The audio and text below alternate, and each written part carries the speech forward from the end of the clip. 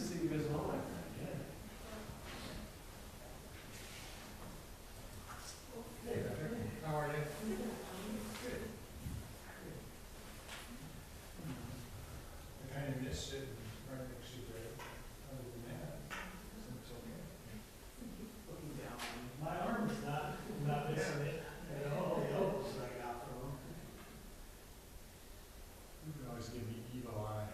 You know, it's hard for me to do. Yeah, I got to squint now, so far away. Yeah.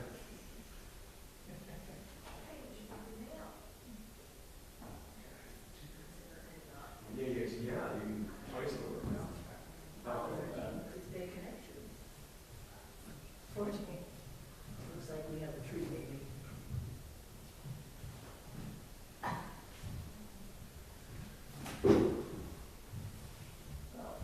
Okay. Net Parks meeting. Bye.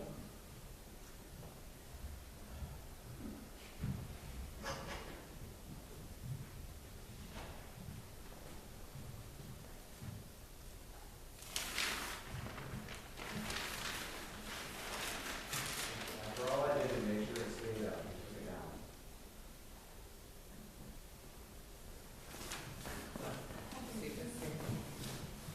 It fell after you left, and so I rearranged it, put it back up, and then now you take it down, and see how it is. Well, we've been working on this for so long, the fact that it's still tacky even. I was impressed, yeah. There's a foundation called the Brown House. I believe the railroad, museum, and I have neighbors that they're somewhere in that old, anyway, they're opening new lands right now, and they're very, and it's all about local initiatives, but they're giving, organization grants. So it's, Everybody on the Parks Commission, so they're talking, you know, asking me what's happening. that's Oh, good. good. Okay, Okay. that's something that we. Carmen and I. I'm just saying about certain.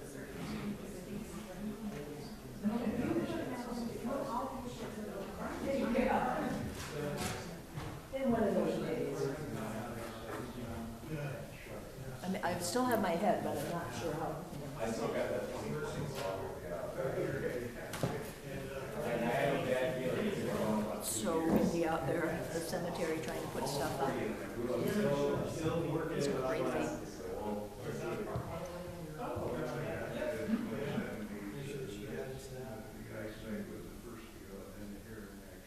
yeah. No, I was sensitive here, so I'm quite proposed.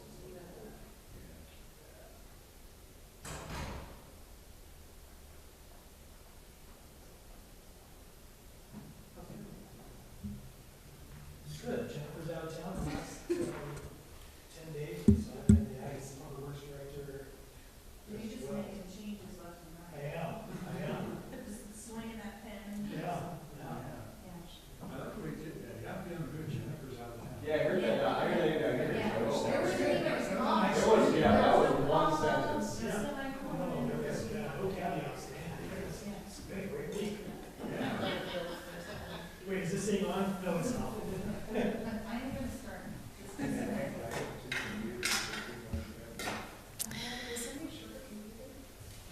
I think we've overcome that by a lack of attendance. Yes. Good afternoon and welcome to the City of Coos Bay Parks Commission meeting. This is our work session. We'll start out with roll call. We'll start at the end with staff. Christina Texture, City of Coos Bay. Harv Shabotny. Dr. Jared Schmidt. Ariane Lyons. Kurt Benward, Parks Commission. Patrick Britengardner. Greg Hamblett. And Amy Edmonds, City of Coos Bay. Thank you so much.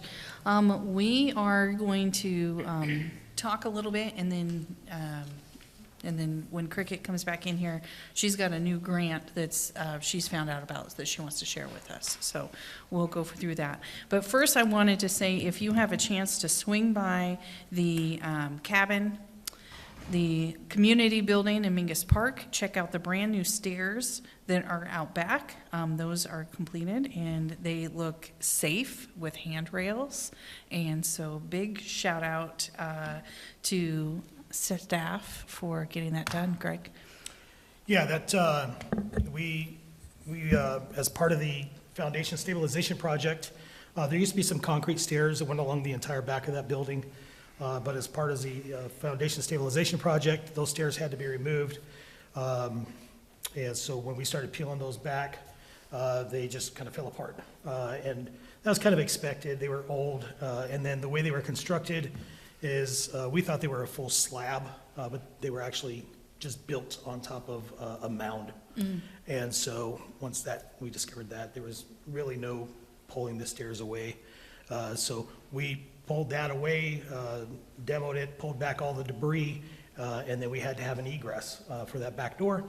So we fashioned a temporary staircase back there until the foundation stabilization project is complete, and then we'll look for a more permanent staircase to go back there. Who knows, maybe this staircase is built so robustly that it may serve as a permanent staircase, but right now it's quite sturdy and done quite well. I was super proud of the staff. They did a great job. Thank you. And just so everyone knows that it is movable by a skid steer so that it can be pulled away and then pushed back as we need for, as they're doing the stabilization, is my understanding. Say that again? As the stabilization, it can be moved while they're doing the stabilization and then pushed back. if It's needed. not connected to the building, so the foundation stabilization project can go on without a hitch. They are, the posts are set, they are set in concrete, and so they're permanently temporary. So if we do need to pull, it's easy for us to Yeah. go pull those out of the way. So it wouldn't be an issue to remove those, so, yeah, easy temporary repair. Nice, perfect. And as we know in here, temporary means permanent, so they look amazing. I hope that they don't stay there very long, but hopefully if they do and they serve their purpose well, they're built to last. Yeah, it provides excellent egress, so thank you very much. Absolutely. All right. Cricket, do you want to share? Sure. Cricket Souls, and there's some flyers somewhere at my house about this. But I will read you this, and it's called the Round to House Foundation Opens Technical Assistance and Professional Development Grant for Rural Heritage Organizations. So I believe the Railway Museum has gotten grants from them. They kind of are based in Sisters. I think that's right, Art. And I don't know who else has got grants. I've met with some of their people. They're really user-friendly people. So I like doing them. So, but no one gives professional development technical grants. So they have opened the applications for technical assistance and professional development grants for rural arts, culture, and heritage organizations. Awards up to $5,000 are available for opportunities that strengthen the skills, talents, and capacity of partners in the nonprofit sector. So possible projects they list is conference attendance, development of organizational plans for succession, fundraising, or goal setting. I'll stop right there, because I think Kurt's idea and his experience with foundations, that was something, but no matter what we do, and we have Christina here for our grant writer, it's still probably have to have a lawyer, maybe get some pro bono, but there are, at the very least, some expenses for filing different things. And there are so few grants that are offered for this kind of thing. And I think I actually ended up talking with someone, and I said, well, we've got the cemetery. That certainly qualifies. I said, looks like the listing will go through for the scout cabin. So our parks are just not parks. They have this heritage component, and I think Choshi Gardens also will have that component. And the fact that the Sawmill Trail ends in Toppets. So we've got a good case for making a foundation, and the advantages of that is probably Kurt can address it as well as anyone here. Well, but I mean, as far as why did you do it at the library and the Rotary has one, and so why would we want a foundation? It's a long-term, it's a long-term way of doing things. It's nothing that's going to get us a bunch of income all at once, but it tends to be a nice way for people to donate and do fundraisers, and in particular, anytime someone wants to transfer stocks or mandatory deductions they have to take from an IRA.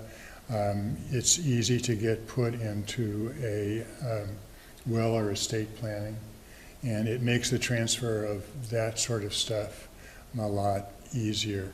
Actually coming up with bylaws for the foundation is easy. I don't think that's the hard part. The hard part is probably finding a group of people that really are interested in doing it. That's right. And you wouldn't want it to be more than 2 people off of this commission, but so you need some other people to do that. It is a good idea to have an attorney review it. Littlefield reviewed ours when we did it and helped write the original one. And then you do need somebody has to make a donation kind of up front because you do need some money for filing, and if you don't get the attorneys for free, then you have to pay for them.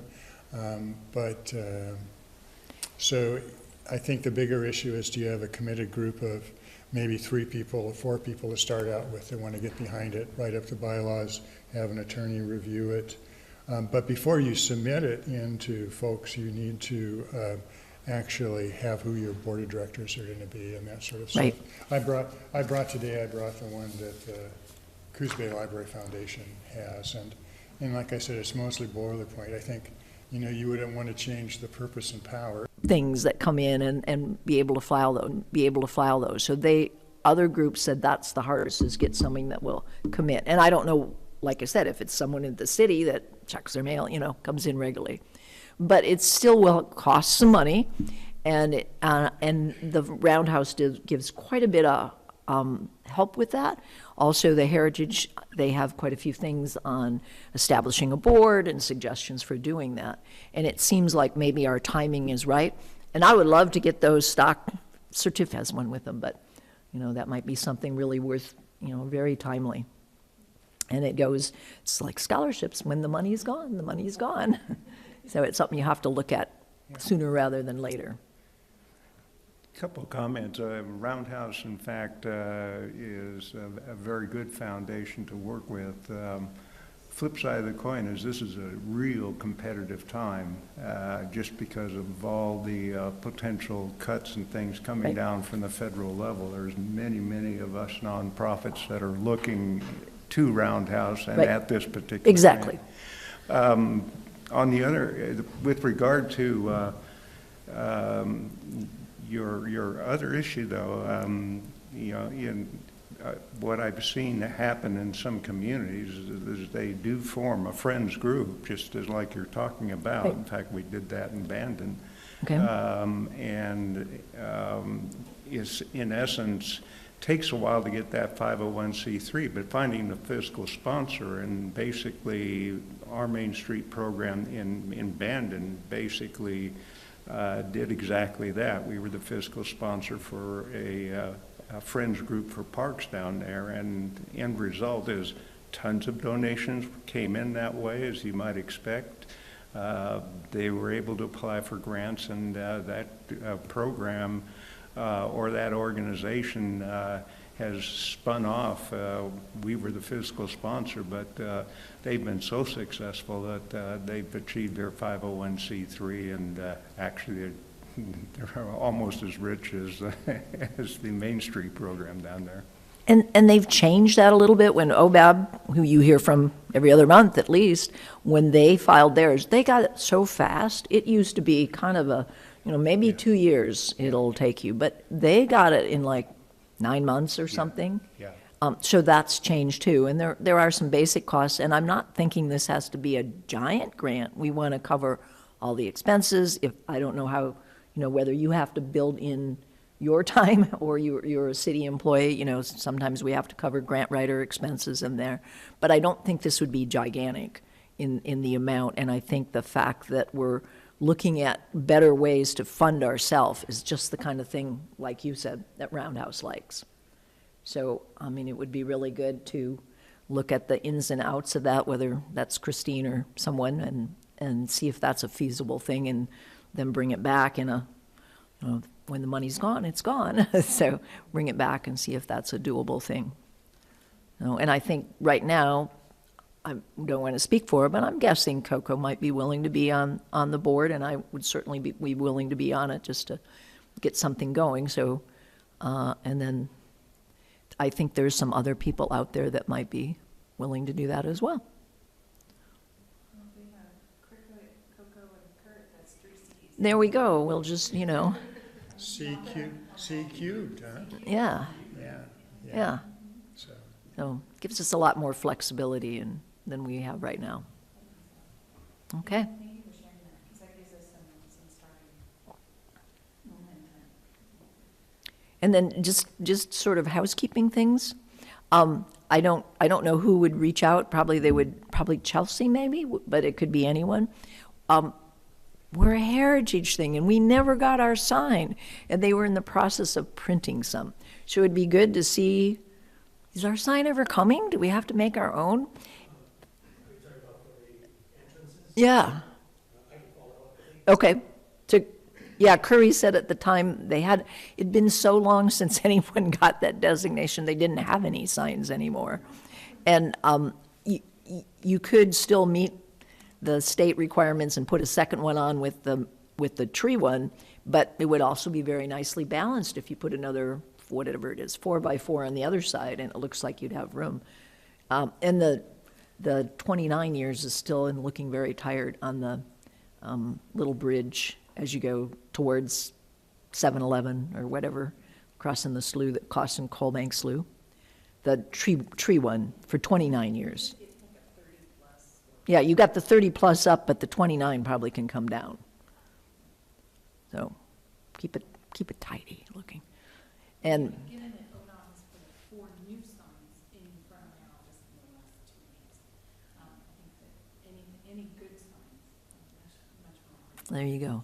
And then the last thing, if I don't jinx it, it looks like things have been really crazy with that moon tree thing, but it looks like now again, we will probably be eligible for one come this spring. And rather than try and figure out where to park it in the parks, that I rescinded last year's thing, we will again put one, if we get one, near the other moon tree, the second generation one, it's on the high school property. And it's visible from the street and that, so I think that'll be the place for it. And Jamie's not here, but I owe him a sign for his moon tree too, so anyway, so that's what looks like will be in the planning, and I'll know better and give my report next month when I'm supposed to do that.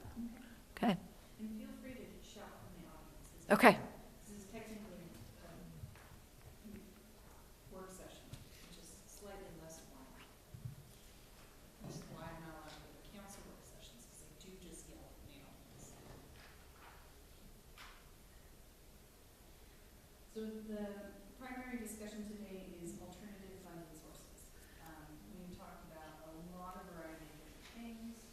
I'm gonna run down this great list that Shelby handed me, which is pretty cool. And I think we can pick and choose some to talk about. One, of course, that's big one to talk about is the foundation. But just some ideas that are out there is naming rights and sponsorships, recreation and facility fees, and Greg would like to talk about the parking thing also today, if possible. Absolutely. Okay. Wi-Fi access, for public Wi-Fi, smart parking meters, income taxes, event-based fees, renting public spaces, public improvement districts, film and photography permits, ecotourism and outdoor ventures, cultural and heritage tourism, pop-up shops and markets. We discussed a few times food truck renting spots, things like that.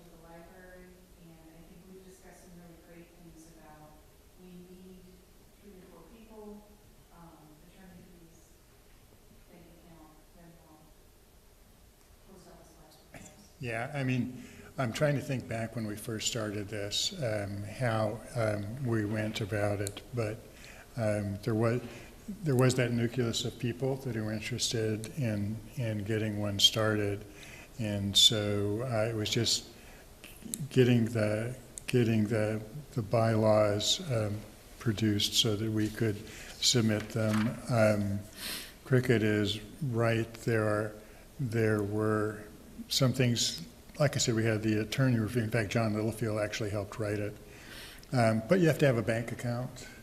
And we ended up having our treasurer being responsible for all of the stuff that we get in. You know, we're at the point now where, you know, we do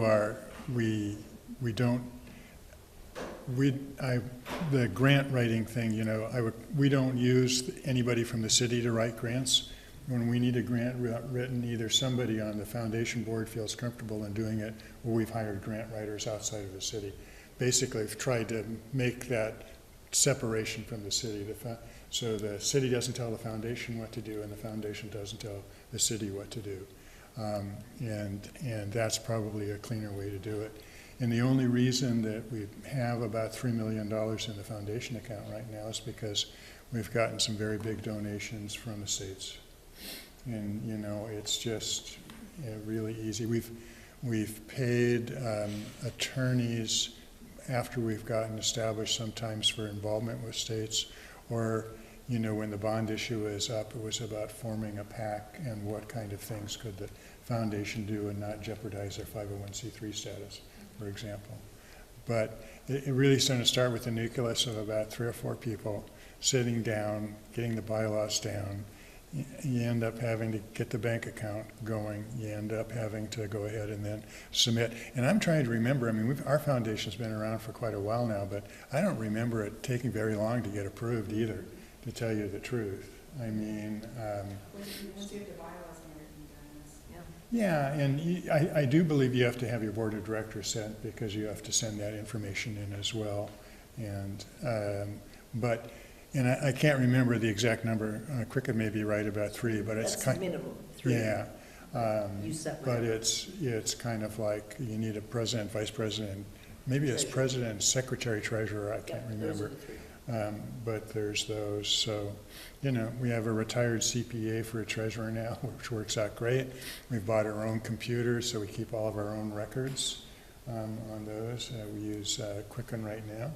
We have had a dedicated, I don't know the right word to use it, but a donor list, and it's a program that we keep track of donors that have given stuff to us and sends out notices to them and sends them out nice little receipts so that they can use it for tax returns. And we've gotten some local grants that way too.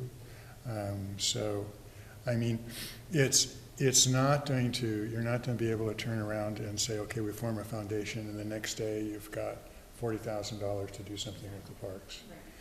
Rather, instead, you're going to form a foundation and let it be known out there in case people want to donate to it, and to advertise that people can put it in their will. You can start writing some specific grants, and I think all those things seem to work a little bit smoother in a foundation. Nothing wrong with the city staff, because they do a great job, but sometimes it's just there's less hoops to jump through, and it's a little bit easier. Since I just went through the training, we're not subject to public meeting laws. So, right? So it just is a little bit easier thing to do with it. And you have to set up some kind of auditing thing too, because fiscally you want to make sure that the people that donate to you feel comfortable in knowing that their money is being audited and taken care of. So when we first started out, we just had our own internal audit committee because we didn't have a lot of money to really worry about. But as you get bigger, you have to worry about that. So, you know, I don't think it's that terribly hard of a thing to do. And I would think that you're probably 2-3 years into it before you actually start to see much return. The other thing is foundations can do fundraising events, which the city can't. This upcoming Saturday, March the 8th, we have an adult spelling bee fundraiser over at Black Market Gourmet across the street. We usually get about 85 or 90 people there, you know, paying $35 a piece to come and see us.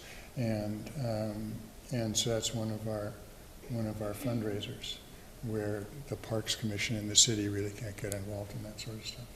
I see the foundation is the biggest Advantage for the foundation is bequests. Yeah. Because we have a lot of people that have a lot of emotional ties, and so if they want to leave us, you know, money in their estate, I think that's great. I mean, that's worked really well for our Rotary Foundation. And then the other biggest component is the ability to fundraise, and have events and be able to bring in money and have, you know, have ability signage so people who visit the cemetery can make a donation when they're there, in those parts and pieces. So those are the two main parts that I think are really important for us. And also because sometimes people are uncomfortable giving the city money because it doesn't necessarily always get spent for the park that they want it for, or they have some feelings one way or the other, but by giving it to a foundation where the bylaws state that it is going for park improvements or generalizations, then people feel much more comfortable. I would agree exactly with that point. I think that's the attractiveness of going the direction you're suggesting. You've got people who, not only dollar-wise, are going to be more interested in putting those dollars forward to that kind of group as opposed to a government.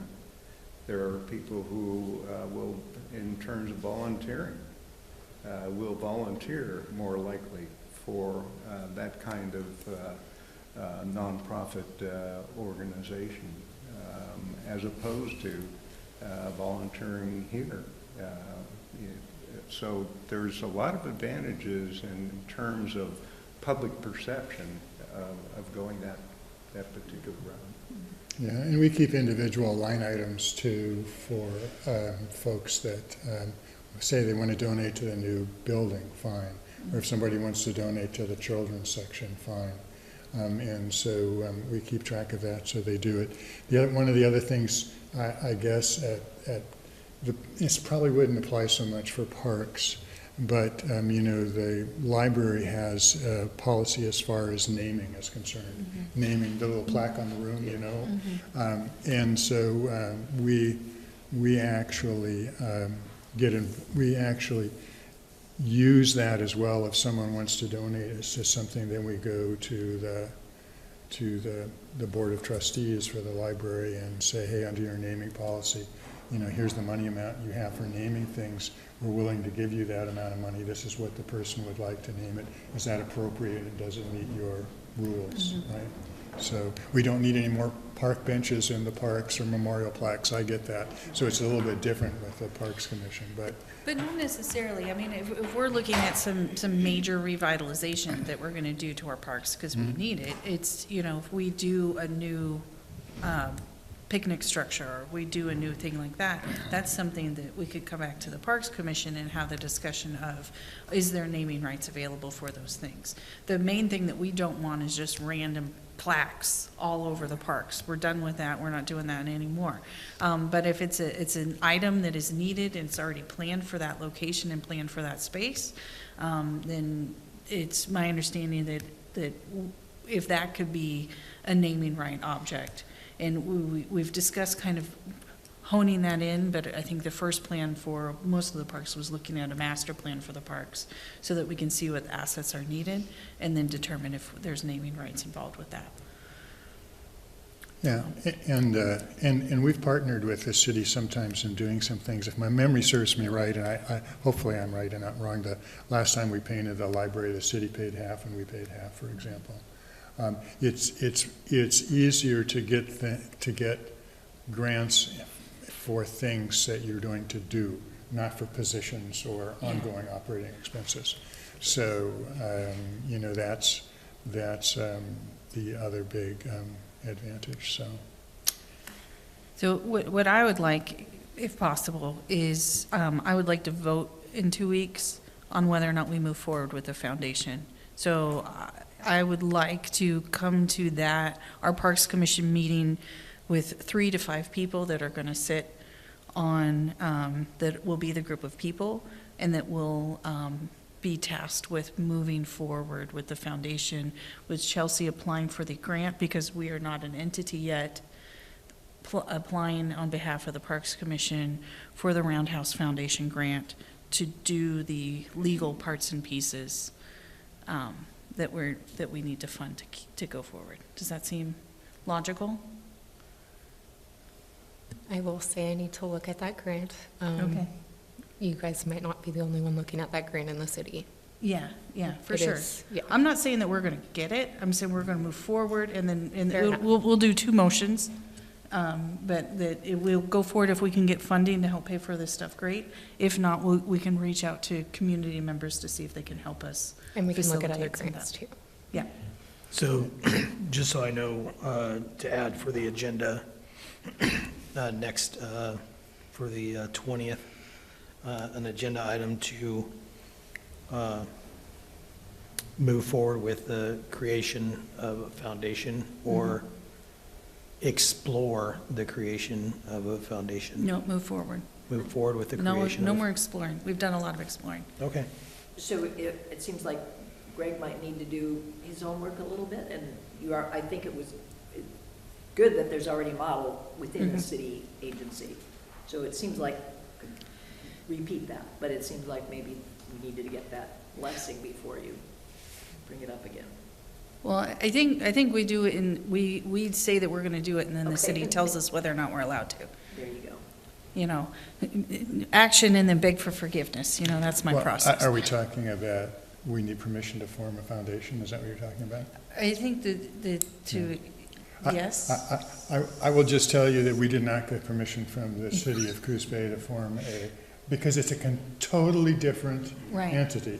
And basically what you're going to say, you're not going to have any control over it. yeah, The Parks Commission doesn't have any control of it. For that matter, those 4 or 5 people could go away and set up a foundation and never talk to you again. this is true, unless we put in the bylaws that someone from the Parks Commission has to sit on there. Well, you could do Yeah. that, but the foundation Thank itself would not necessarily need to come Right. and do anything. You have to realize it is a totally separate entity, and that basically you will not have any control about. You just, I think, everybody who's gonna be involved in this, good intentions, is gonna read something that we're gonna get money for the parks. Right. Right? So, I don't think there's anything bad going on there, but, Cricket and I and Coco could just go form any kind of foundation we want out there, and if we could get it approved by the feds and the state, we could do whatever they want. I think what you're gonna be involved in is that you're gonna encourage board members and the public to pursue a foundation for the parks, and let it go. I would like for us to give it official blessing, for us to vote and give the official blessing for it to go forward. Not that we can necessarily control that. And not that we need your official blessing. No. Well, how about I? Good, do you have the paperwork already done? Did you bring it? Are we gonna sign it right here? No, Okay. no. It has a bunch of other people's thing in there. So, I think maybe you should just make a motion to just have the library board just become the library foundation just become the Parks Foundation. It's Is just be done with Parks it. and Library? Yeah, the You Park and Library Foundation. Well, he said that 3 million. you wouldn't want all these people. So how about I do this? How about I just go ahead and just visit with the city manager tomorrow and just say, this is the direction that the Parks Commission would like to go, how they would like to pursue this. Or they would like to allow, or they would encourage the community members to pursue this. Yeah, whatever the next step is. I'll figure that out, and Okay. I'll let the commission know whether it'll be an action item or not. I'll come with some information on the 20th. Okay. And if it does become an action item, I may have to reach out to help write a staff report for that, to kind of drill down a little bit as to what would be needed for this body to make a motion. Because I think the general consensus, because we've talked about it several times, is that is a no, even if we do any of these other things, these ideas, that's a beneficial piece. Because like naming rights and sponsorships, selling bricks, all of those things, that can all be done under the foundation. Absolutely. So, and it would be easier to do all that stuff under it. So a good chunk of this stuff, if it's done under the foundation, is easier. I guess the only concern that I would share, and Kurt, please correct me if I'm wrong, is that any action that's taken by that foundation would potentially affect city property or city parks. Right. And so I think that would be where that marriage would take place. Yeah, well, I mean, we have the library director in the bylaws is named as one of the members of the foundation. You know, no special, you know, it's not like they have any kind of super power. They're just a member of the foundation board. In fact, she's not even an officer in any of the positions.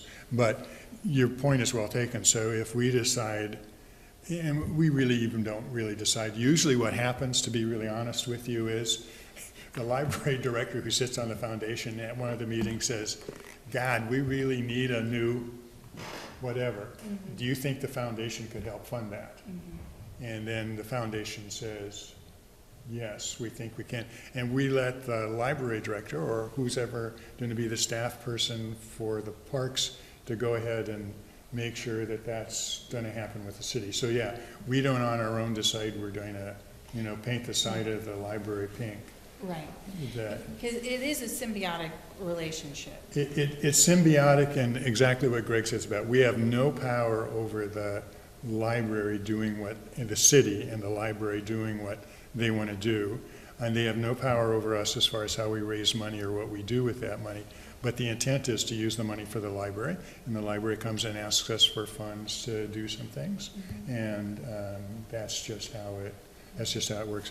I won't read you the purpose and powers because you know it's reading, learning, research. But here's how that money part says: to carry out the corporate's primary purposes further.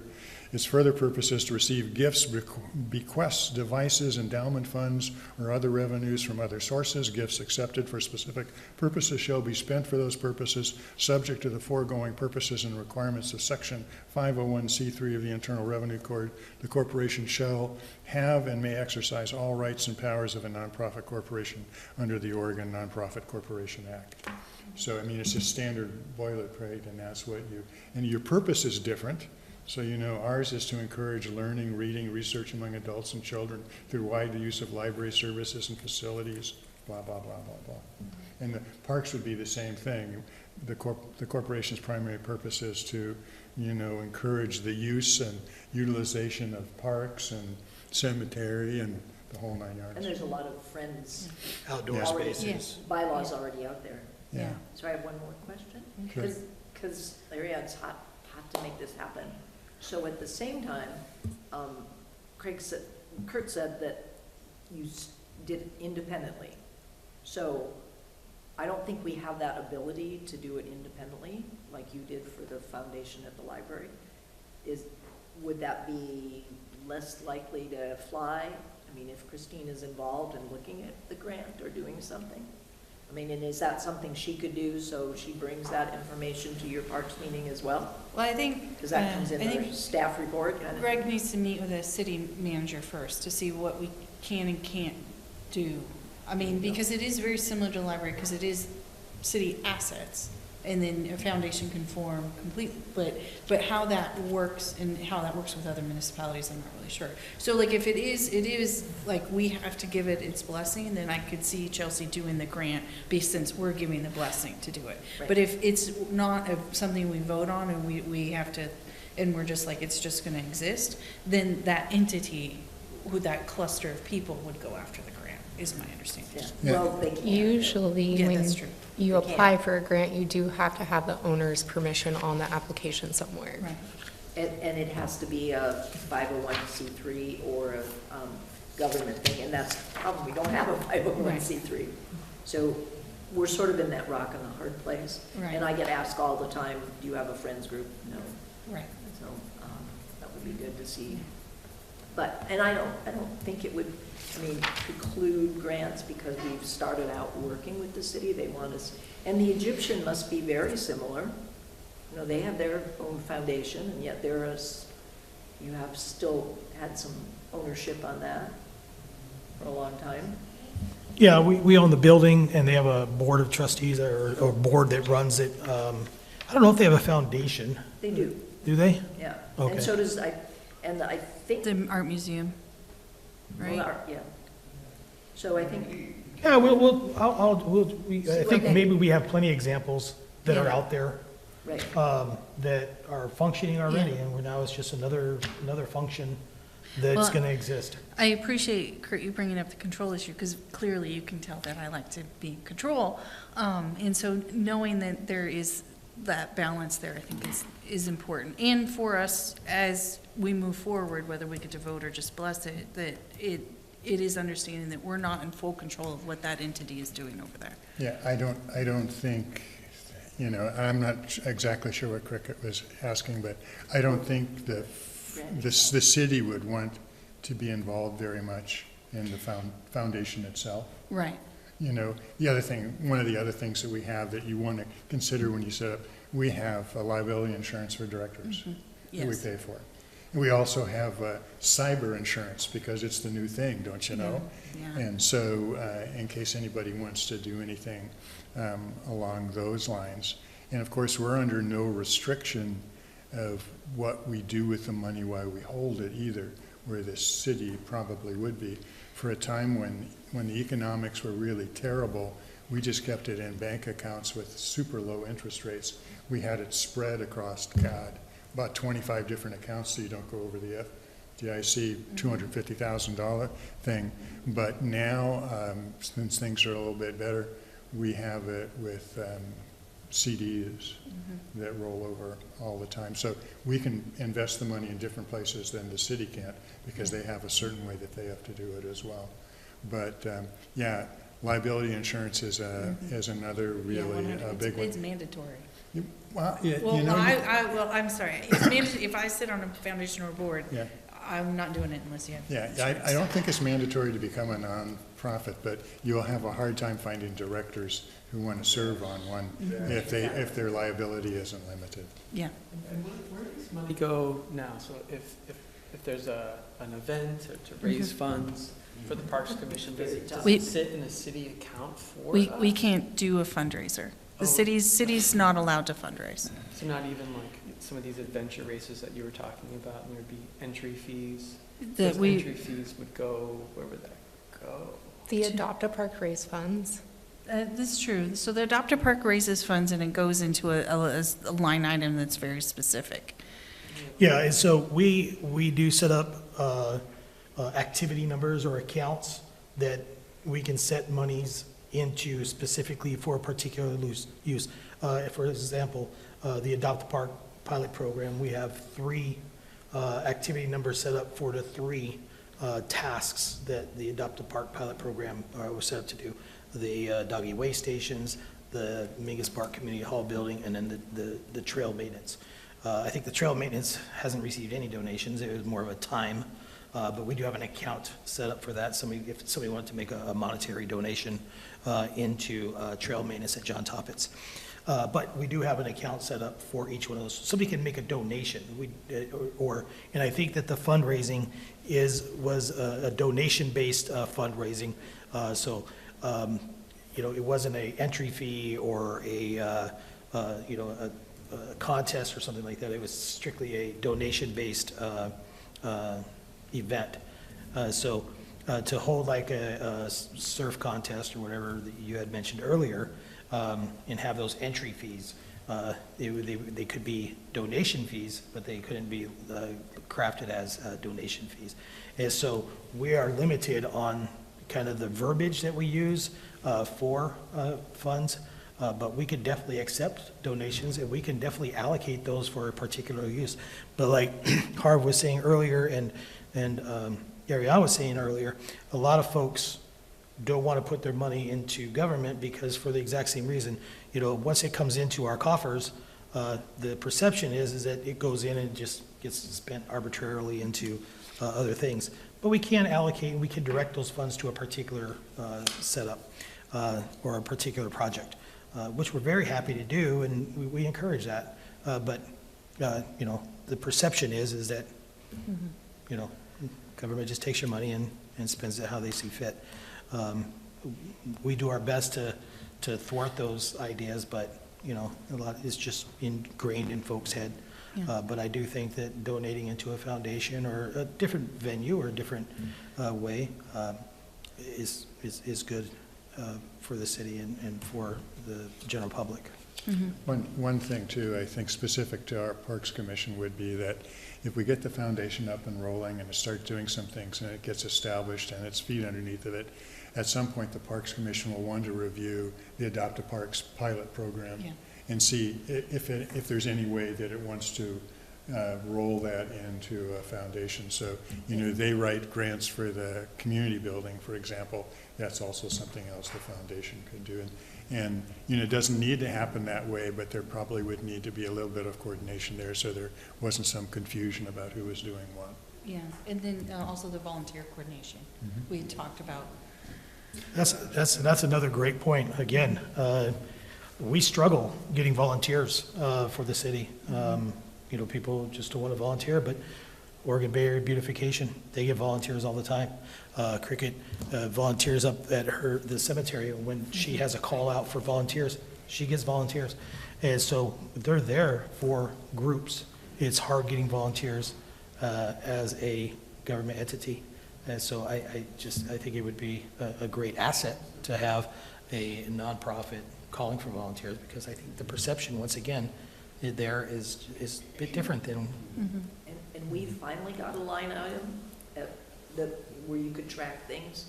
And that was after a woman made a $2,000 donation and called me 6 months later and said, "What happened to my money?" I said, "What money?"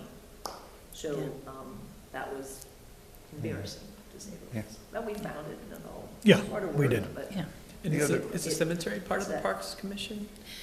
So this is considered a park. It's considered part We of it. worked hard to get them to adopt the park as a whole. Yeah. So, yeah, because then before it was sort of an It's, orphan. yes, And what about the boardwalk? it's part of the parks. It's Okay. part of our open spaces. Okay. Yeah. There's a huge opportunity there for benches Yeah. and some beautification, trees. Yeah. So, Yeah, so just real quick, Patrick, I don't want to, we're here talking about alternative funding sources, but we do have some plans for the boardwalk. Matter of fact, I think later on this month, you'll see we're going to put some new handrails up, some new interpretive signs are going to be up down there, and so we do have some opportunities that we're going to be taking advantage of here real soon to make some improvements. Matter of fact, we just got done replacing all the bulwarks that were down there, so those are done. Now we just got to paint them. We're just waiting for weather to be able to paint them. so again, I'm going to get off subject too, just for a second, because of what Patrick just asked and what Greg just replied to. I will tell you, when I first came on the Parks Commission, I didn't know up from down. I didn't know where the parks were. I didn't know about the funding and the budget through the city. I didn't know what projects were currently underway. You know, we have 3 new board members, and I thought about this, and I didn't mention it at our last meeting, but some kind of orientation might not be a bad thing. We have a master plan for the parks that lists all the parks and what's going on with them. You know, someone from staff could come in and kind of go over some of the projects that, I mean, I know they do the reporting at the regular meetings, but, you know, there's a lot you don't know when you first come on this board, this commission.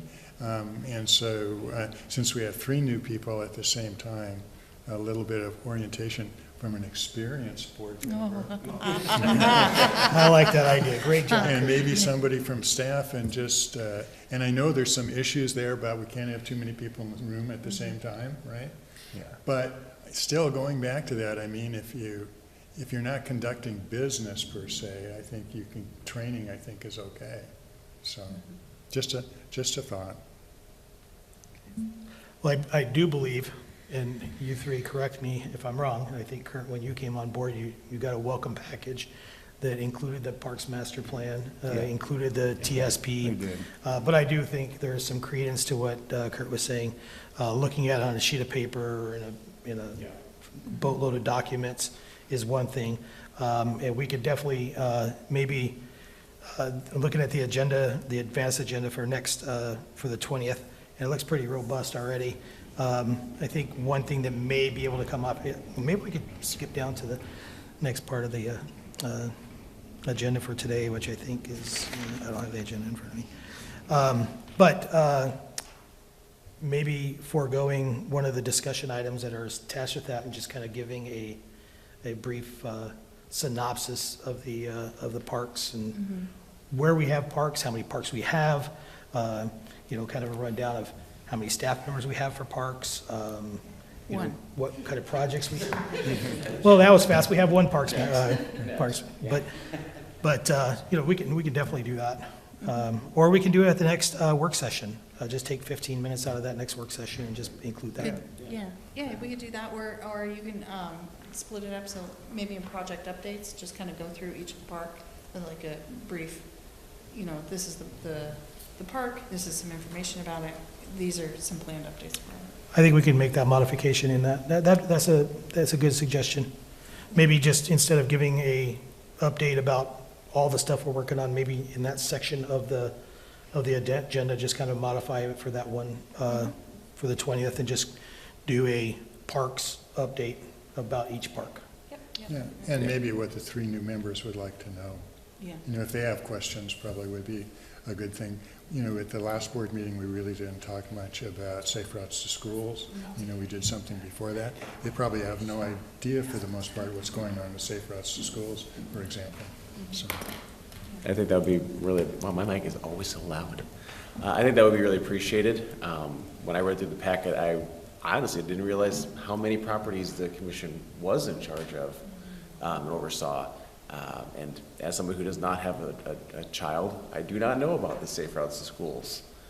So I think taking some time and maybe a little field trip would behoove us. We could definitely do a field trip. We could, Yeah. I gotta, You know how I always loved it, how we used to do a meeting per park, but we're not allowed to do that anymore. no, it's so. tough to do those recorded meetings in the park. But we It can, was always real windy when I started cursing, so I always appreciated that. but we can definitely, if one of the Parks Commission members would like to, we can hop in the truck and take you around and show you all the parks and. Yeah, or maybe we could do that as one of our meetings. Could we do that as a meeting, as long as we don't discuss anything? Well, it'd be kind of tough to fit all in one truck, but yeah, we could definitely do that. Yeah, we can't ride in the back There's anymore. plenty of room in the bed, yeah. Yeah. All right, we're off topic, way off topic. Way off topic. So I think because we've discussed foundation quite a bit, I'd like to see that ball move forward, however that looks like. Like I said, I'll talk to the city manager tomorrow Okay. and just let her know that this is a path that the commission would like to take. See if there's any concerns with that, because understanding that it would be a separate entity altogether from the city. And it would be much akin to the other foundations that are out there that are benefiting city assets, not necessarily, I don't know how to word that question yet, but Yes. not necessarily benefiting the city as a whole, but just that one city asset. Yeah, perfect. And to clarify, we want to do a generalized friends, not an individual friends of each park. It's Correct. generalized Yeah, friends of for all 14 all- open spaces. Yes, everything that is, all of the assets that are covered in the Parks Master Plan. That's my understanding. Okay. Oh, we're not going there. So I think that is, in part of our conversation before, and you'll see it on here, was the discussion about a Parks and Rec district, which would be for maybe either Coos Bay, North Bend, or Coos County as a whole. I think a part of our conversation was to, we're very familiar with Coos Bay, and so maybe let's starting with Coos Bay. And then perhaps if we have some success, then that could grow into something else. But a little cumbersome working with other entities as well, so. But I like your vision. I do too, and I will tell you that when we were thinking about having the library out in Toppets Park, which I still think is a great location, Somebody gave us $30,000 that lives in Empire because they liked the idea of it being in Tapas Park. Tapas Park has a pretty strong following, you know, as I think Mingus Park does as well. And so there are some opportunities to get some donations from people because of that. Yeah, for sure. Are there any other, either items on the list or items that other parks commissioners have thought about that they would like to discuss as possible funding sources? I want to hear Greg's, didn't we have a thing about the parking thing? Parking thing, yeah. Because we never really discussed that, and something that Greg brought up last time when we were talking, and I just wanted to see what his thoughts were regarding that. Yeah, so we're not the only city that does, or what I'm proposing, or what staff is proposing, is paid parking for our parks. Other cities charge parking for their parks. Cities, City of Bend, City of Eugene, City of Newport, Oregon, they all charge for parking at their open spaces, or some of their open spaces. So it would just be a revenue source that could be used, and we could dedicate those funds solely for parks. Once again, we could set up a GL or an activity number. We have an account set up that those funds go directly into it. I've talked to a company before in the past, about 6-8 months ago, about, you know, a parking app. You go out and you can mark your parking things, your parking spots number-wise, and you can pay with it on your app, or we can set up a kiosk. There's a cost associated with those, but there's an opportunity for some revenue generation there. The revenues generated, the funds collected from the park fees could be allocated directly into the park maintenance, improvements, and/or staffing. As Ariane alluded to earlier, we do have one dedicated park staff for our 14 open spaces, so he's spread quite thin, and it's a lot for them. It could help ensure long-term financial stability of parks without relying solely on the general fund. Not sure if you are aware, our general fund, we're struggling, our general fund. And park is fun, the parks fund is financed, is out of the general fund. And so we're competing, the general fund is, or the parks is competing with fire department, police department, all these other hands that are in that general fund bucket. And it can only go so far. And so parks, which is kind of a non-essential entity or asset, but it's they say it's not essential. However, without a good park system, what kind of community do you have? And so I look at it a little bit differently, but the fire department's gonna say, well, I need a new fire rig. And that's, you get a burning building, you're gonna want that guy to show up with the right equipment and the right tools. And so we're in competition with police and fire department. It's gonna encourage visitors, including tourists, to our area, to contribute to the upkeep of the park facilities. So it's not, once again, just our revenue base, it's attracting outside users to be fiscally into our parks. They're gonna be fiscally responsible to maintain the asset in which they're using as well. It could help regulate higher demand areas. Mingus Park parking over at the softball parking lot. That parking lot needs some help. Those funds could be used to help rebuild that parking lot. You know, that's outside of the urban renewal area, so we're gonna solely rely on park funds to help with that parking lot in the future. So, once again, limited dollars, so we can use those funds for that. And so, and there's other things that we can do with that, put up security cameras, you know, purchase new park equipment, maybe save on to some of those dollars and help dredge the pond out, you know, or be a match for a grant in the future. So some of these dollars that could be generated by parking fees would be a benefit. You know, we have on-site parking at John Toppit's Park. We have on-site parking at Mingus Park up by the pool. And the boat ramps. The boat ramps, we have to be careful with the boat ramps. because of Oregon State Marine Board.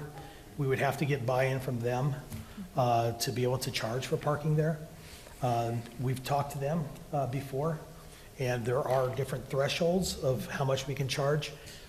Unfortunately, I forgot to bring that with me today, but I do know that there's different thresholds in which for every dollar that we charge, we lose X amount of funding from them. Okay. And so, and once we get to, I think it's $5 per car, or per boat, if you will, that funding goes all the way away. And so but is that offset? Right. And so I did the math one day, and it doesn't quite pencil out. So the desire for parking at the, paid parking at the boat ramps might not pencil out, that we might not want to do that place, but, you know, we can present the information to the commission and let you guys make that determination. But I'd be happy to bring that to you.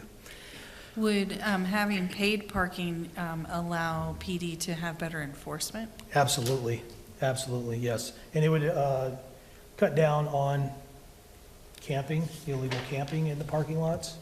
It would cut down on people that are there that haven't paid, and now all of a sudden, now we have an enforcement mechanism in which we can do that with. I get all the good things we can do with the money. In fact, any funding source that we come up with, those are the good things we can do with the money. My question more is about the implementation of that and how we would do it from that standpoint. You know, and I'm sure there's a lot of different options. So the implementation of it is one concern. And then I think we have to be careful. I like the idea of generating some additional income, but I think we have to be careful too about public perception, since they've parked in all those places for free forever. And I mean, we pay taxes, and why do we have to do that? So that part of it, I think we need to think through. You know, one option might be not set parking fees all the time in all the places, but maybe parking fees at an event.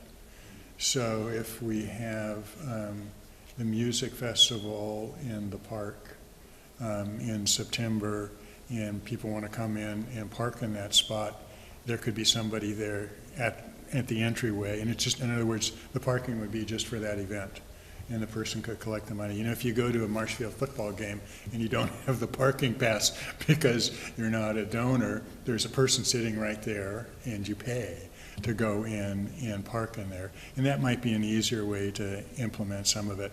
And I worry about things, not ruling any of this out, but I worry about things too, like I think about the ball diamond and softball. There are repetitive users there, you know? And so I think one of the things you have to think through, if you are gonna have parking payment at all those places, there may be people that are gonna play softball 2 nights a week all summer long. Maybe they can just get a pass, you know, and hang it in their window, just like I do when I go out to Horsefall Beach and hang my little Parks thing in there so they don't haul my car off. So I think there's some things to think through there. I wouldn't eliminate it. So I could see events being easy. Some of the other things may be a little tougher. So. Well, I think one thing that Ariane asked about, and I think is going to be a big key to this, is what do our parks look like at 4, 5 o'clock, you know, and the police department not having any enforcement in these areas? And what does that look like? So with the illegal camping, with cars parked there overnight, you know, that's just one of those mechanisms in which we can give, and it doesn't have to be a huge amount of parking fee, but just kind of maybe helps a little bit. Yeah, you know, when I first came on, we had talked a little bit about, and if I remember correctly, you were against the idea of charging for someone to camp, like during the swim meets. And I think your argument at that time period was, and you can correct me if I'm wrong, was that, it's something that the citizens see as having paid for and that sort of stuff. So I'm afraid the same sort of thing will be true to some degree with the parking. But, that's another event where you could charge for parking when they have swim events at Mingus Park. Yeah, you're absolutely right. With the Big Kahuna event, I think we did talk about park camping in the park because they're saving money by not staying in hotels. But I do remember that conversation. I don't know necessarily if I was against it as much as I was, like. You said, Kurt, you silly, no. But I think I was more just kind of like, it's just kind of part of the event. But I think there was a more robust conversation. I think we were talking about, well, we got the 3A basketball that comes in as well. Can they camp in the parks? And I think I kind of agreed, like, no. But I think we're at Big Kahuna event because the event is right there. I think that's where we landed on that. I can't remember. We can probably always go back and look at it, but I don't necessarily know if it's that important. But yeah, I just, that's just one of the aspects that would be a benefit to the parks. Would not just be a money raiser, but it may also be give the police department a level of enforcement that they don't have right now. I think it's a good idea. I think people are used to paying a premium for parking very close. Ski resorts, people pay extra to park very close, otherwise you park where you can and walk. And so being able to park right there at Mingus Park, right there at the softball diamond, it's a luxury. There's still enough street parking everywhere else for people to park and walk in. It might encourage people to ride their bikes in or just walk from their houses rather than driving 4 blocks and parking. They can walk through town with their dog to get to Mingus or ride with their kids through town, which would kind of promote this safe routes to schools and just, make Coos Bay feel a little bit more livable if people were kind of walking to the parks rather than driving to the parks.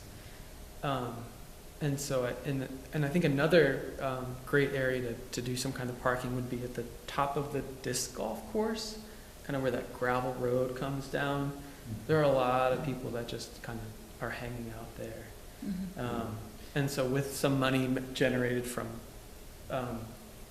paid parking from other areas, that parking area could be improved significantly. It's a muddy hole most of the year until maybe July.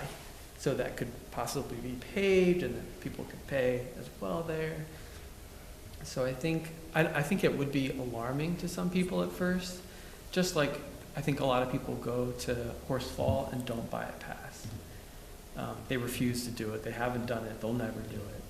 So be it. They just risk getting a ticket. But I think other people will adapt, and as a result, they'll see that their parks are getting nicer, and there might even be a little bit of pride, like I'm paid to park here. Isn't this nice? I'm so close to the pool. I'm so close to Mingus. I'm so close to the softball field. This is great. Yeah, I'm finding myself agreeing with both Kurt and Patrick on some of these aspects. I'm curious. I'm an avid note taker, so I was curious. Would it be possible to do, as Kurt kind of mentioned, like a pass, right? Would we be able to do I bought a year-long pass. I'm not a softball player, but imagine I was. A very good one in your imagination. We have a pass that you could use for the whole year that you could put up as opposed to paying, X amount every single Thursday, right? Or would that be an option to look into? I think that'd be good. And the other thing is, I guess, how much would we charge? Like would we also by an hour, by the day? What are we thinking? Because that's going to be a kicker, I think. If we're doing all of this and we're dealing with public outcry and we're getting a whopping $80 a week, You know, like, where's the break-even point on the Yeah. collection? Sure. And then also my question is the city exploring paid parking in other locations besides just the parks? Yeah, I think that's a good point. And I use the softball thing, but I know people that go and swim every morning at Megas Park. You know, it's a daily thing for them. I know people that take their dogs and walk at Megas Park every day. So it's that, I think if you have generalized parking, you probably need to do something like that. One other, I think, Greg, looking in at some of those places that currently have parking where they charge for at parks that you mentioned, how that works for them and how they kind of have it set up, or if they could send us what their rules are that they've came up with, that would be beneficial. And I also, the one thing I didn't mention and I thought of as I was sitting here too, since we are talking about access to city property, do we have any concerns about disability access? You know? Well, and usually if whether you or have a not- placard, you just park. You get to park for free, often. So, Yeah, I'm not sure what Department of Justice says about ADA parking, whether it's free or not. Well, this, obviously, we would comply with whatever rules are out there. The city of Bend, for instance, the parking lots, the public parking lots in the downtown area is $1 per hour for up to 6 hours, or $10 a flat rate for the day. The city of Bend. Yeah, I mean, that is one of my hesitations, is the cities that you do mention do have a higher economic. Yeah, so we level. pulled data from Bend, Eugene, and Newport. Yeah. And so, In Newport, and correct me if I'm wrong, is primarily to control traffic flow because of their condensed downtown and tourist core. It's an ability to turn those tourists in that area. I'm not sure what their motivation was, but I'll buy what you're saying. Okay, So like in the city of Newport, it's $1 per hour for parking between 11 and 7, 7 days a week. And then from November through April, people will be required to pay for parking from 11 to 7, Saturdays and Sundays. So, you know, I'm not sure where we would land. I mean, we're at the infancy of this discussion. To answer your question earlier, is the city looking to implement paid parking in other areas? Earlier, I stated that the general fund, Fund 1, is, I think everything is on the table. This company that I talked to a few weeks ago, I've got the data. I'm going to sit down with the city manager early next week and just kind of say, hey, this was presented to me. How do you want to move forward? I'll let them make that decision. I'm just going to present the information. It's kind of like this conversation. We're just at the very beginning point. You know, is it an opportunity for an alternative funding source? Yes, it is. Is it something that's going to come into fruition? I'm not sure. Right. But it is an opportunity for an additional alternate funding source. And then there's benefits to it, and Kurt, you're absolutely right. There's some pitfalls to it. I think, you know, there's people out there I'm not going to park here. I've been parking here for free all these years. I'm not interested in paying for parking. I'm not going to go there anymore. I mean, or people like me who's like, how much is the parking ticket? Oh, $12? yeah. I think people that have been going to Mingus for a very long time, I think they'll still continue to go. If they can't afford it, I think they would maybe look for alternative ways or alternative places to park. it's called 10th Street. Yeah. And whenever they have an event like the swimming or the concerts, that's where they are, which, you know, someone may raise their hand and say, hey, there's a safety issue. We got all these people parking on 10th. I actually think it's worth exploring. I'm more towards the maybe event rather than all the time kind of thing. But I'm open to anything, to tell you the truth. Because we really do need to look at some funding sources for the parks, because there just isn't the money there to keep them up the way we would like to keep them up. And then, yeah, I was just going to say, and one other, you know, part of that is going to be the ability for our police department to be able to enforce the Right. laws that we have on the books. Because that might be something that, going back to the event enforcement, is, okay, if there's an event and there's parking for the event, then with a volunteer coordinator, you can coordinate doing the parking passes for those different events. I mean, I think there's multiple things that are beneficial here. One is a revenue source. Two is PD control over parking, camping, staying too long in the park, nuisances. It gives them a mechanism to vacate. But the other part is if it is a revenue source, then I think we need to look not just at parks, but the city as a whole. Because if we're going to roll out feed parking, then we need to decide where that feed parking is going to be. And I don't necessarily think it needs to be all of the park and all of the park parking. It might be that half of the parking is free and half is paid. You know, maybe premium parking is paid, that kind of thing, so that people have the ability to still come to the park. They just might end up having to come earlier in the day or something like that. Yeah, and so I think that's what I like about this conversation is I think we're hearing a lot of great ideas, and everything is on the table at this point. And so as we move further along this discussion, and as we move further along as a city in this discussion, I think more of that information can get flushed out. But I'm glad we had the talk. Yeah, I think so. I was just going to that. In Bend, as far as most of the parks that I've been to, they don't have paid parking. It's just all the downtown. Yeah, and like so, but- Newport, a lot of it's the churn and burn. Because you want tourists, if you're going to come in and you're going to buy lunch and you're going to spend some money, okay, now we need you to move so we can have more people come in, park, buy lunch and spend some money. So part of that, and that's part of why the conversation about metered parking on 101 has come up ad nauseum over the years, probably 6 or 7 times with the Downtown Association. And that's part of keeping that churn, and then also encouraging business owners from parking in front of their stores, which for some reason they do. And so it's those parts and pieces. So I think that there is some benefit to doing that. My concern is if we're going to roll out paid parking in any sort of fashion, it needs to be in all of the locations at once. And then also making sure that we have an enforcement mechanism in place that can enforce the parking. Because the first time someone parks for 12 hours and doesn't get a ticket, they're going to do it again. Yeah. Yeah, but you gave them the system. Yeah, Yeah. it's like phone insurance. Yeah, and I don't know if, I think how do we collect it and how do we enforcement are two big issues. And I personally, I don't know if I want the police department officers, who we don't have a lot of anyways, checking parking at all the parking spots. You know, you used to have a parking person. You know, we put little chalk marks on your tire if you parked too long. And that's because that's all that person did.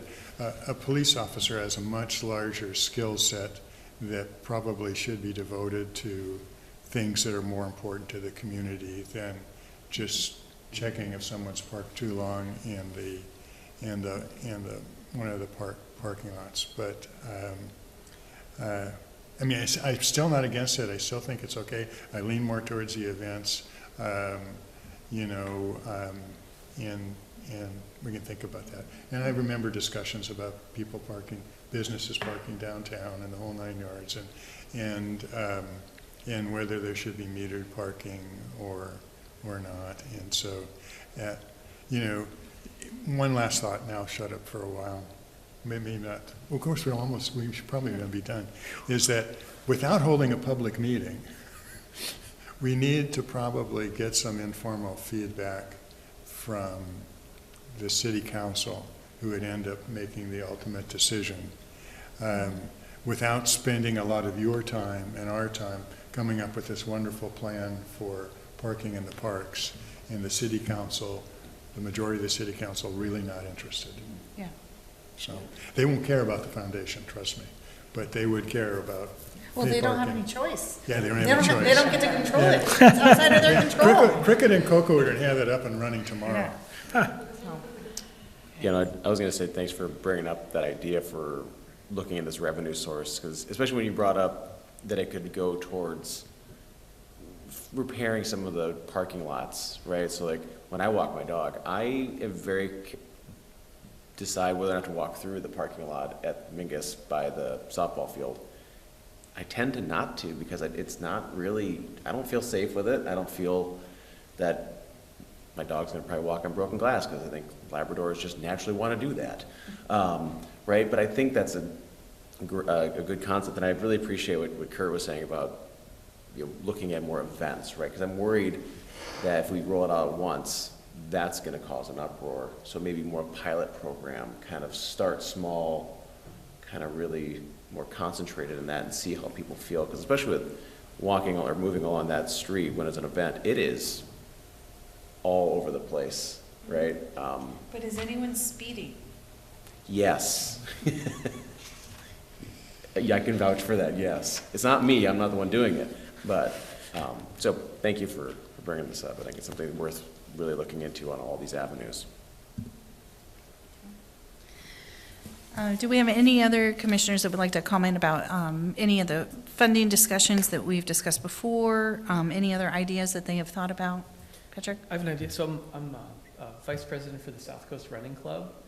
And we don't have, so we do some events, but we don't have a triathlon anywhere near here. And I was thinking it might be kind of fun, and the South Coast Running Club could help with the timing and everything, but we could do a swim in the pool, a bike ride, kind of around sort of the park, and then a run as well. Yeah. There are plenty of trails, so either doing a run around the pond and everyone can see it and be exciting. You don't want to swim in the bay? I know, my instant thought when you said swim, and I was like, from the boardwalk to the boat ramp. It's like, No, the biggest part pool. Yeah.